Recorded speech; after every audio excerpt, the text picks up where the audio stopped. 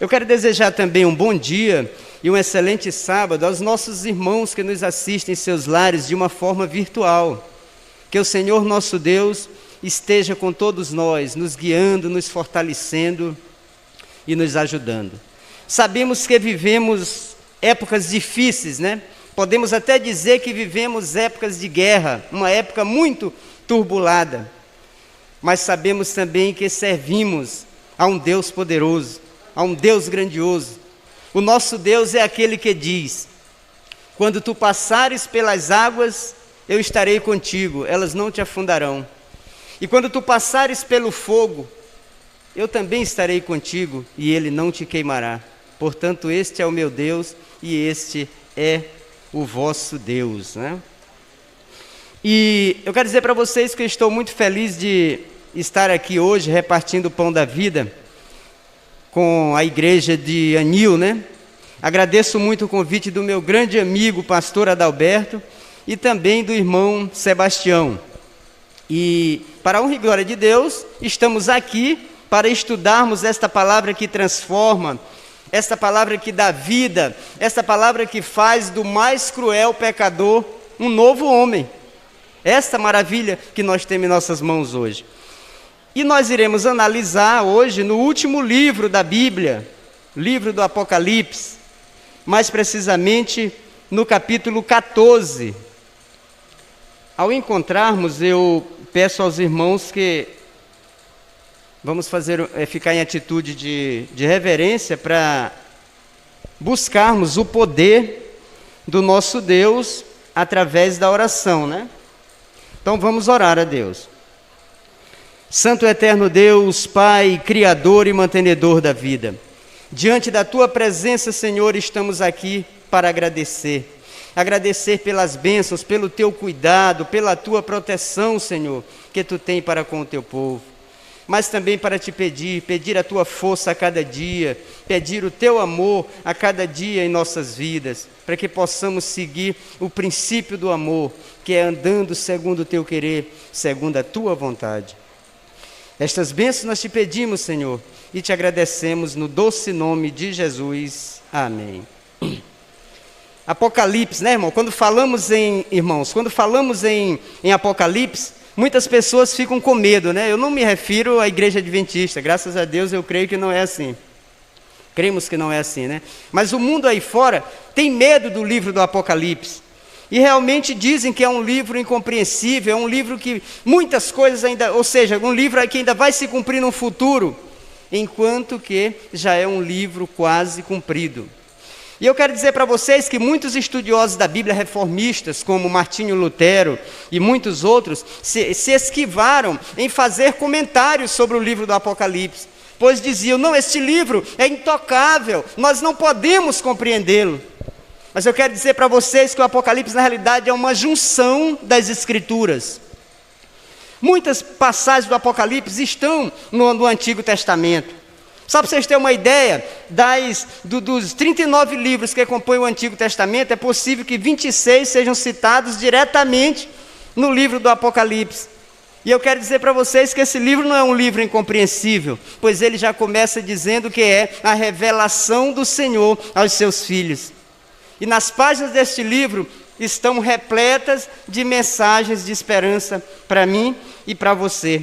E uma delas está justamente no capítulo 14, quando fala das 3 mensagens angélicas, um assunto que eu e você devemos compreender muito bem, pois o mundo precisa ouvir a última advertência de Deus. Jesus está voltando. As profecias nos mostram que no relógio profético de Deus já é quase última hora. Já oramos, e o capítulo 14, a partir do verso 6, ele diz assim: e vi, estão acompanhando? E vi outro anjo voar pelo meio do céu, e tinha o evangelho eterno, para proclamar aos que habitam sobre a terra e a toda nação e tribo e língua. Vi um movimento, vi um anjo, um grande movimento profético, não é uma referência a um anjo, a um ser criado, mas um movimento profético voando pelo meio do céu para que todos vejam, levando uma mensagem eterna de salvação ao mundo que perece por falta de conhecimento. Esse é um movimento profético instituído por Deus. A palavra evangelho, a palavra inglesa para evangelho é gospel, vem do inglês arcaico Godspell, que significa boas-vindas, boas novas. O Novo Testamento é evangelho, de onde vem a palavra evangelista. Um evangelista é aquele que passa toda a sua vida pregando o evangelho. Um verdadeiro evangelista prega o evangelho, um evangelho que nunca muda, um evangelho eterno. Gálatas 1:8 diz: mesmo que venha um anjo do céu e vos fale algo que não esteja de acordo com a palavra, seja anátema, seja sem nenhum valor. Esse evangelho, irmãos, ele foi anunciado pela primeira vez lá em Gênesis. Todos sabemos da mensagem lá de Gênesis, quando diz: porém inimizade entre ti e a serpente, entre a tua descendência e o teu descendente. Começou ali esse evangelho, e foi fundado ali porque quando houve o cumprimento dessa profecia, a igreja de Deus já começava a sua luta do certo contra o errado. Ele também foi anunciado aos filhos de Israel, de acordo com Hebreus 4. Você que está aqui na igreja, você que está em casa, nos acompanhe.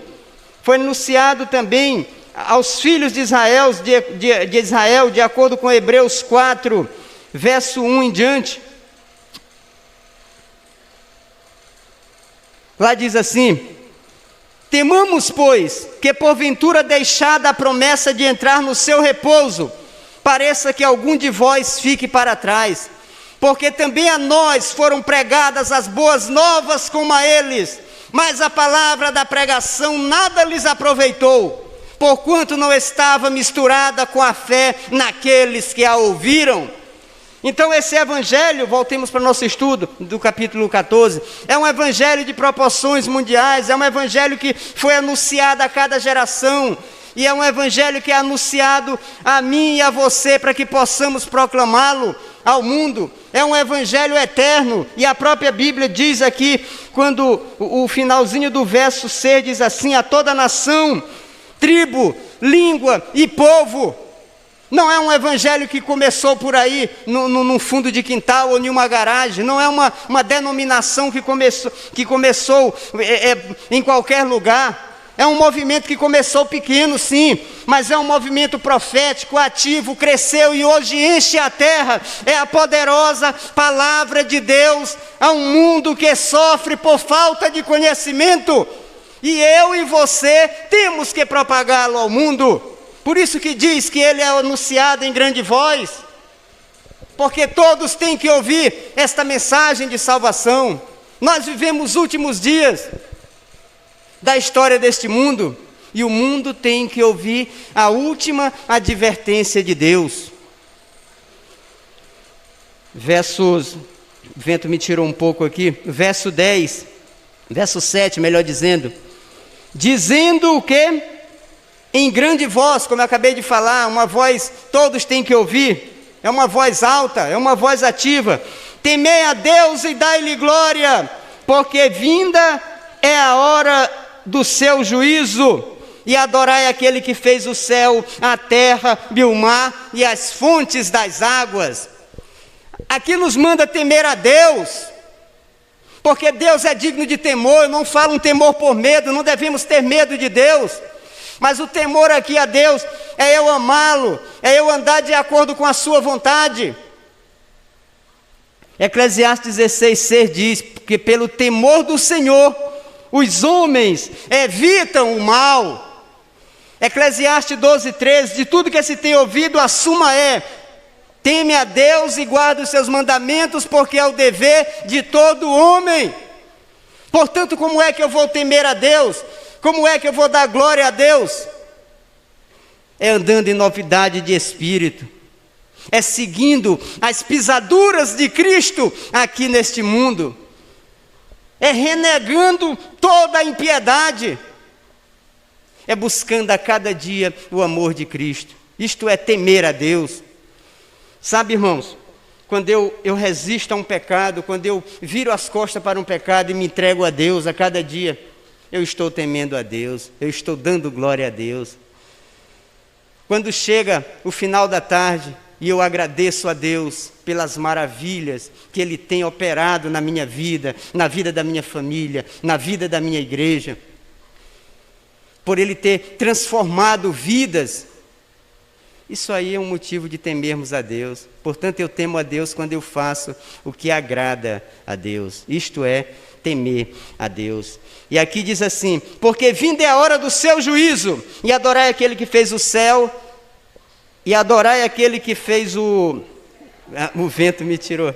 Obrigado, irmãos. O vento me tirou aqui. E adorai aquele que fez o céu, e a terra, e o mar, e as fontes das águas.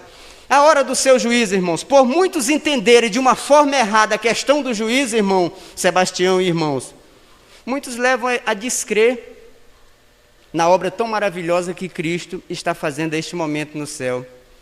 Muitos limitam o juízo apenas à segunda vinda de Cristo, enquanto que nós sabemos que há 3 fases do juízo. Um juízo de investigação que está acontecendo hoje e agora, no qual eu e você devemos buscar socorro em ocasião oportuna, em que devemos nos entregar a Deus.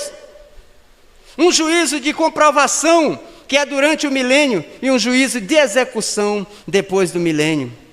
Eu quero analisar com vocês, biblicamente, essa questão do juízo de investigação que está acontecendo hoje. Lá em Daniel, capítulo 7, Daniel 7,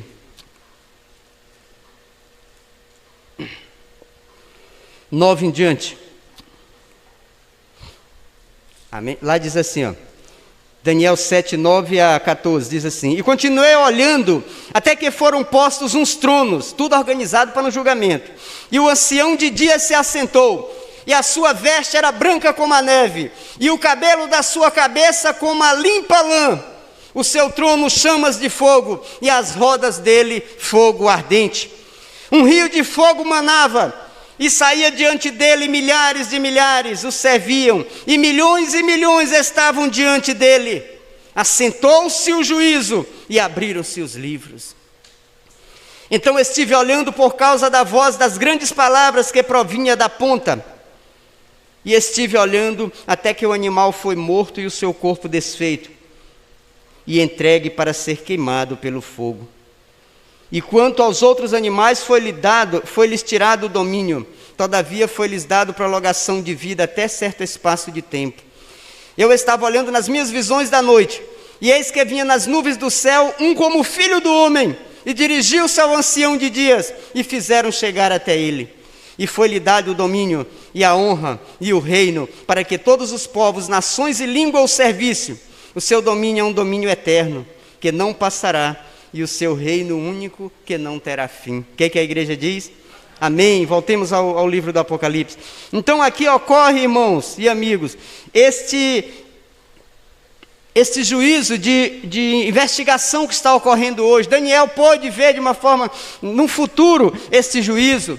Nós sabemos que começou ao final das 2.300 tardes e manhãs, em 1844, e está ocorrendo até hoje. Não sabemos, está desenvolvendo esse trabalho. Jesus ainda está, não sabemos quando ele irá sair de lá, porque eu e você não nos compete sabermos quando será o fechamento da porta da graça, mas ele está desenvolvendo esse trabalho em prol da minha pessoa, da sua pessoa, em prol daqueles que seguem e zelam pelo nome do Senhor Jesus Cristo. Então esse juízo é um juízo chamado de investigação. Existe também um outro juízo que está em 1 Coríntios 6, de 1 a 2, chamado juízo de comprovação. Esse juízo ocorrerá durante o milênio.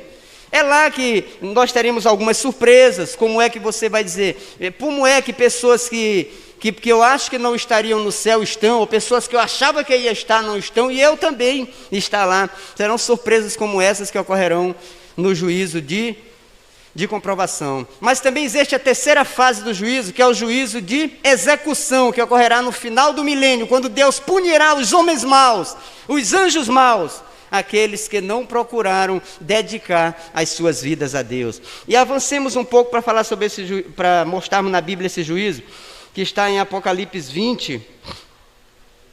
20, verso 12 em diante.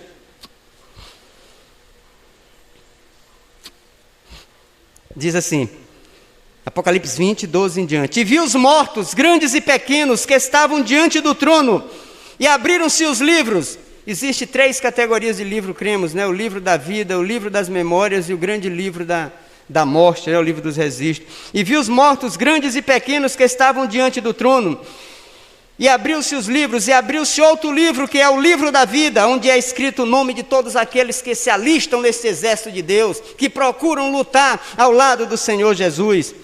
E diz assim, e os mortos foram julgados pelas coisas que estavam escritas nos livros, segundo as suas obras. Malaquias 3,16 diz, eu vi que havia um memorial diante de vós, todo pecado resistido, todo ato de repulsa contra o mal, tudo que você faz que agrada a Cristo, é um memorial diante de Deus. E aqui, o verso 13. E deu o mal aos mortos que nele havia, e a morte e o inferno deram os mortos que neles havia, e foram julgados cada um segundo as suas obras. A morte aqui não é um ser individual, a morte aqui é uma condição. E cada um foram julgados segundo as suas obras, e a morte e o inferno foram lançados no lago do fogo. Esta é a segunda morte. Aquele que não foi achado escrito no livro da vida, foi lançado aonde? No lago do fogo.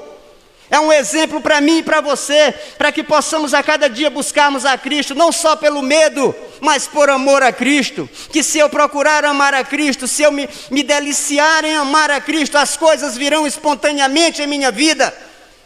Porque se você ama muito seu filho, você faz as coisas para ele espontaneamente. Assim é o nosso amor a Cristo. Se eu amo a Cristo, eu não meço esforços para fazer a vontade dEle. Porque Ele derramou o seu sangue precioso por mim na cruz do Calvário.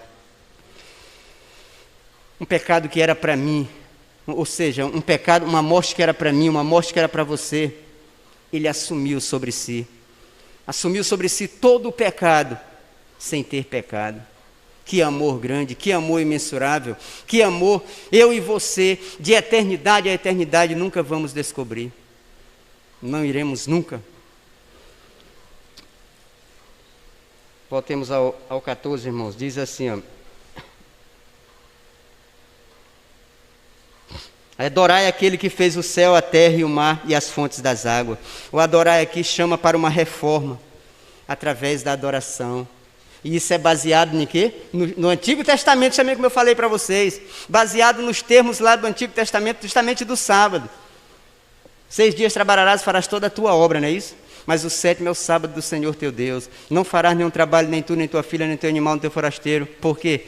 Porque em 6 dias criou o Senhor o céu, a terra, o mar, e ao 7º descansou. Enquanto a teoria da evolução está minando aí de uma forma grande, que ela não é nova, ela já existia há 2000 anos na Grécia, mas a partir do século passado ela começou a se desenvolver, e hoje eles dizem explicarem a vida desde uma poeira estelar até a mente do ser humano. Falam na maldita evolução das espécies, enquanto que o sábado nos afirma categoricamente o poder criador de Deus. É por isso que de todos os mandamentos, irmãos, todos são importantes, mas no sábado é o único que está o poder criador de Deus. Se as nações pagãs como cananeus, heteus, ferruzeus, jebuseus santificassem o sábado, eles não teriam adorado Deus de pau, de pedra e de ouro. Porque no centro do mandamento do sábado está o quê? O poder criador de Deus. Verso 8.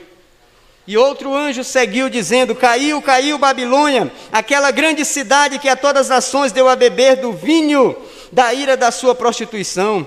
Babilônia significa confusão. Babel teve a sua origem lá na terra de Siná, quando as pessoas erigiram uma torre com o intuito de chegar até o céu. Procuraram chegar ao céu sem Deus, se acumular lá enquanto que deveriam ter se espalhado para levar a mensagem de Deus. Então o que acontece? Procurar o céu sem Deus é abominável. João 10:1 diz que aquele que não entra pela porta verdadeira é o quê? Ladrão e salteador. Portanto, Babilônia é confusão. Babilônia significa porta dos deuses, porque os babilônios acreditavam que os deuses lá se encontravam ali nas portas, era nas portas que os deuses se encontravam melhor dizendo, para falar para os homens. Era lá que eles encontravam, e nós sabemos que o nosso Deus ele está em todo lugar, né? Isso é, em todo lugar em que faz a vontade de Deus. E ele está no coração daquele que é humilde e daquele que o busca. É diferente desses deuses, né?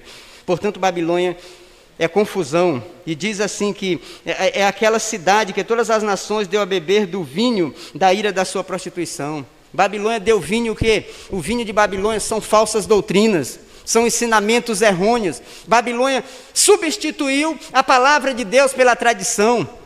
Em Apocalipse 12 fala de uma mãe genuína, uma mãe pura, uma mãe fiel. Essa aqui, Babilônia, é uma mãe também, mas ela é uma mãe errônea, uma mãe que ensina as suas filhas a praticarem o mal, que são as igrejas protestantes apostatadas, que bebem o mesmo vinho de Babilônia.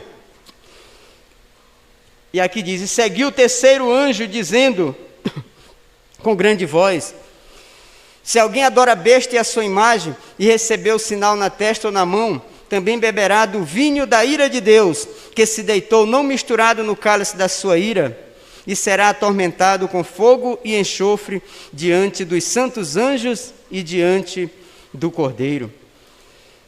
O terceiro anjo, nós podemos entender que a voz do terceiro anjo é dada em alta voz. Enquanto o primeiro anjo nos ordena a adorar a Deus,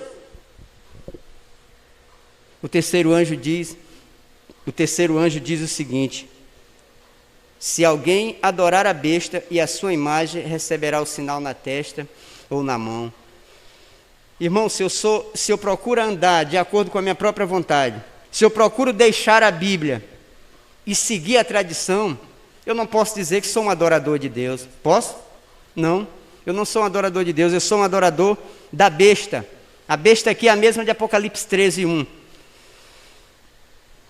Sistema religioso, nós sabemos lá, né, que uma ênfase é o sistema religioso papal. Então nós não podemos andar segundo a vontade da besta. Diz assim que adorar a besta e a sua imagem. Nos últimos dias, irmãos, que nós estamos vivendo, eu creio já, o sistema civil vai se unir ao religioso para lançar leis que ofendam a palavra de Deus. E aquele que ceder, aquele que for covarde, aquele que ceder à pressão do protestantismo apostatado, esse também não vai ser adorador de Deus, mas vai ser adorador da imagem da besta.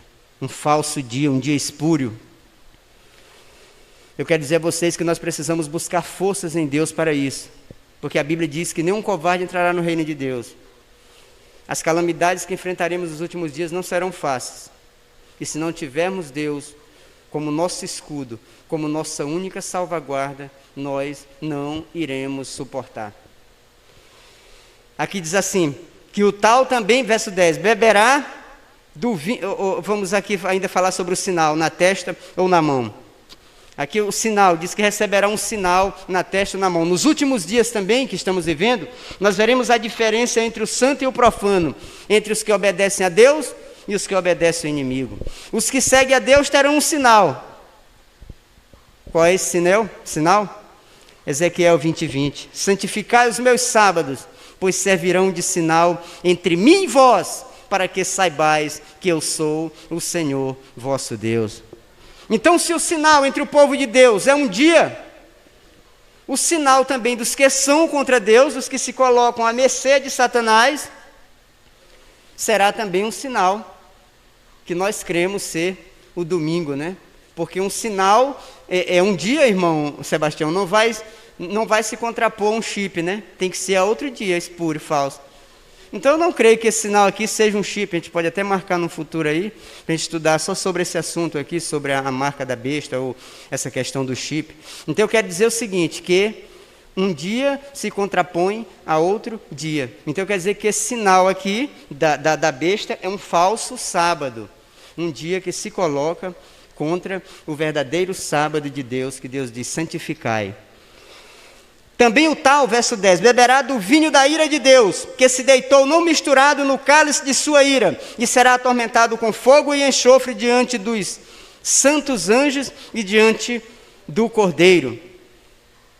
Eu falei para vocês ainda agora, biblicamente, aqui na Bíblia, que Babilônia ela dá vinho, né? E os que beberem do vinho de Babilônia vão beber também da ira, da cólera de Deus. Portanto, é mais antes eu estar a favor de Deus. Porque se eu ficar a favor do homem e contra Deus, eu posso até me livrar por enquanto da ira do homem. Mas aí quem vai me livrar da ira de Deus? Ninguém. Portanto, é mais antes eu estar do lado de Deus. E qualquer coisa que venha me acontecer, qualquer coisa que venha lhe acontecer, nós temos a esperança de um dia estarmos com o nosso Deus na cidade de ouro e cristal. Essa é a promessa que Ele faz. E a Bíblia mostra que o nosso Deus é um Deus de promessa. E um Deus que cumpre as suas promessas. A Bíblia diz que Ele é fiel para cumprir aquilo que promete, que prometeu, né? Então é por isso que eu creio que além de eu saber que Ele é um Deus de promessa, Ele não é um Deus de promessas falsas. Ele cumpre o que Ele promete. Verso 11. A fumaça do seu tormento sobe para todo sempre, e não tem repouso nem de dia, nem de noite os que adoram a besta e a sua imagem, e aquele que receber o sinal do seu nome. Isso tem sido usado pelo mundo aí fora, religioso aí fora, como uma âncora para provar que o castigo será eterno. A palavra aqui ela é uma palavra grega chamada aion, e é definida pelo manual léxico grego do Novo Testamento como o espaço de uma vida, um período da história, um período indefinidamente longo, não tem nada a ver com milhares e milhares, com eternidade. Eu quero dizer para vocês aqui que a passagem eterno na Bíblia nem todas as vezes significa um tempo que não tem fim. Os efeitos é que serão eternos. Se você pegasse uma lição dessa, que não é o correto, se fosse qualquer outro livro, queimasse ela, mas deixasse queimar até ficar cinza, esta lição aqui ainda ia voltar? Esta lição ainda ia voltar? Nunca! Então o que é eterno é os efeitos que serão eternos. O Novo Testamento também fala, o Antigo Testamento, essa passagem é tirada do Antigo Testamento. Se nós lermos Isaías 34, nós poderemos encontrar esse texto, mais ou menos falando sobre a terra lá de Edom, dos Edomitas. Houve muito pinche lá, queimou, mas hoje não tem mais essas coisas. Pode ter alguma bomba explodir por lá, mas o que tinha que acontecer, já aconteceu. Então a palavra é aion, não tem nada a ver com eternamente. Isso são palavras que se dizem na Bíblia. Eu tenho até uma passagem lá no livrinho meu lá, que não sei se algum de vocês tem, chamado Preto no Branco. Tem uma passagem lá que a gente toca sobre este assunto aqui, para a honra e glória de Deus. Vamos aqui agora ao verso 14. Aqui está a paciência dos santos. Aqui estão os que guardam os mandamentos de Deus e têm a fé em Jesus. Os santos têm paciência, irmãos. Aqueles que servem a Deus verdadeiramente aprendem a ter algo maravilhoso que é a paciência. A paciência é muito importante em nossas vidas. Nós temos que pedir a Deus a sermos pacientes, a sabermos tolerar. E aqui diz que a característica do povo de Deus é que tem a paciência do santo e que guarda os mandamentos de Deus e tem a fé em Jesus. É a paciência que nos faz crer que Jesus voltará, enquanto o mundo todo grita: cadê a promessa? Cadê a promessa de que Ele vai voltar?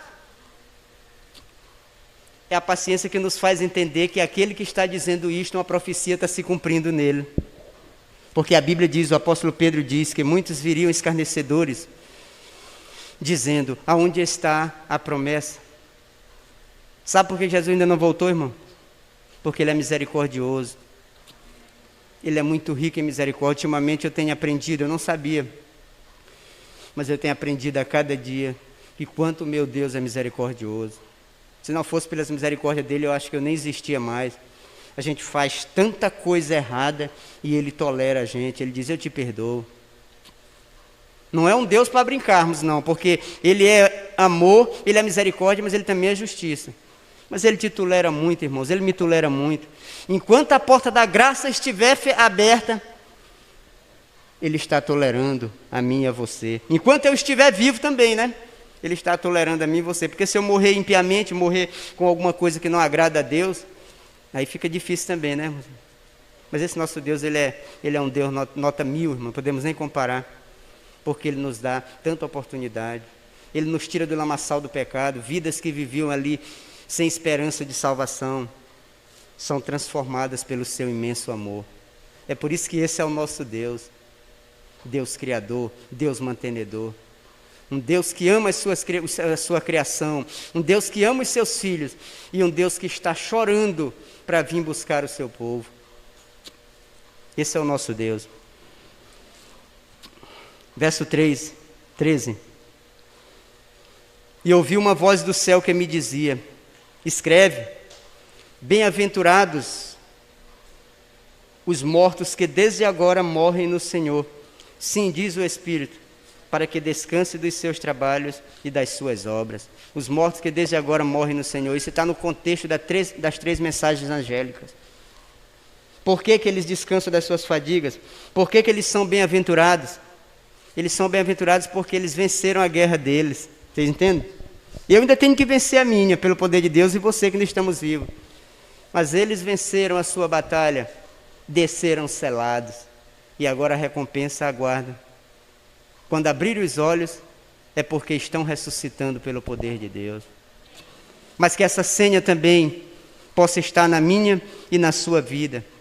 Que eu e você possamos ser bem-aventurados se formos servidos de descer ao pó antes do Senhor Jesus voltar.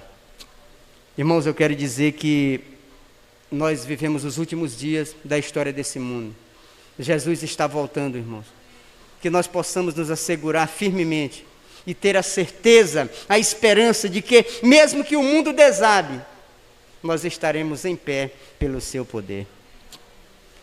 E eu quero dizer para vocês que nós temos também que levar essa mensagem ao mundo. Nós estamos muito próximos de anunciar essa mensagem de uma forma crescida. Vocês sabem o que é essa mensagem de uma forma crescida? É o alto clamor. A última arrancada do Evangelho. Vocês sabem o que é o alto clamor? Para que eu diga de uma forma bem simples para vocês aqui. Quando alguém perguntar para vocês o que é o alto clamor, nós possamos dizer: é o último impacto e esperança. Que nós possamos levar essa mensagem de salvação ao mundo, porque Deus nos escolheu para isso. Nós somos atalaias para pregar o mistério de Deus, que é o Evangelho. Que Deus nos abençoe, esteja conosco a cada dia e até a próxima oportunidade.